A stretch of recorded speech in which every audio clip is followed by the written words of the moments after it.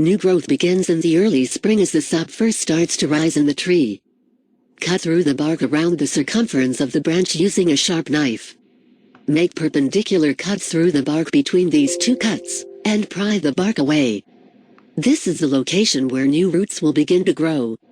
Rooting hormone usually is not required when air-layering trees, but can help speed up the growth of roots. Wrap a ball of sphagnum moss about the size of a tennis ball around the bare wood of the girdled branch. The moss should be soaked overnight before application, but squeeze out excess water when placing it on the branch.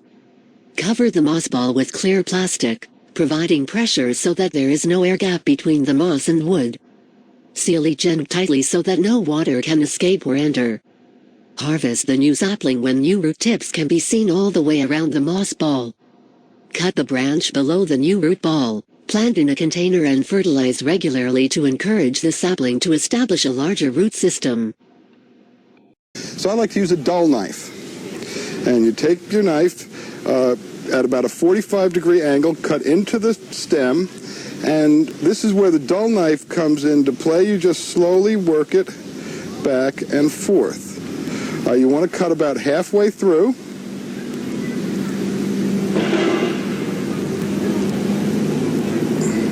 And I like to work on the back side of the stem because it holds up just a little bit better. Okay, when you get a cut about 4 inches long, you want to take your knife, and this is where an extra pair of hands comes in. Liz, how about hold this stem up a little bit if you can? All right. The next step you want to do is add a little bit of rooting hormone, if you'd hand me that, please. And you can just put this on with the blade of the knife.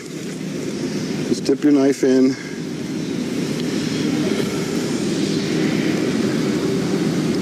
And add it right to the open wound. Okay. Oh, okay. And this is available at most garden centers? Most garden centers or plant stores will have rooting hormone. The next step is you take a small amount of sphagnum moss, and you take this moss and just wedge it into the open cut. It's a little bit of a messy procedure. You might want to go ahead and do this outside or in the bathtub somewhere. Now, after you've got the cut pried open, you want to take a big handful of moss next. Okay. Big handful. And sort of split that handful in half. Wrap half around the top and half around the bottom. After you've got that in hand, the next thing to do is take your plastic. Just regular old plastic, an old cleaner's bag, or a piece of saran wrap, anything that'll hold the moisture in. That's basically what we're doing here, is holding the moisture in. And you want to wrap this around the cut and the moss at the same time. Well, you can tell we're out here at the noisy outdoor botanic gardens today.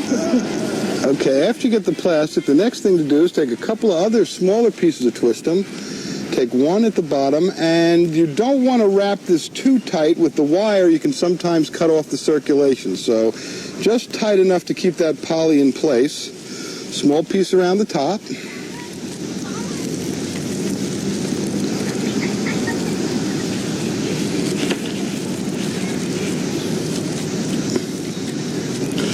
And you want to leave a little room at the top here, if you can, of your layer to add a little water in case that moss dries out.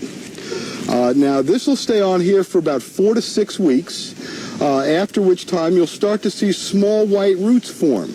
After the small white root form, then the plant can be removed and potted in a plant, or potted in a pot. Just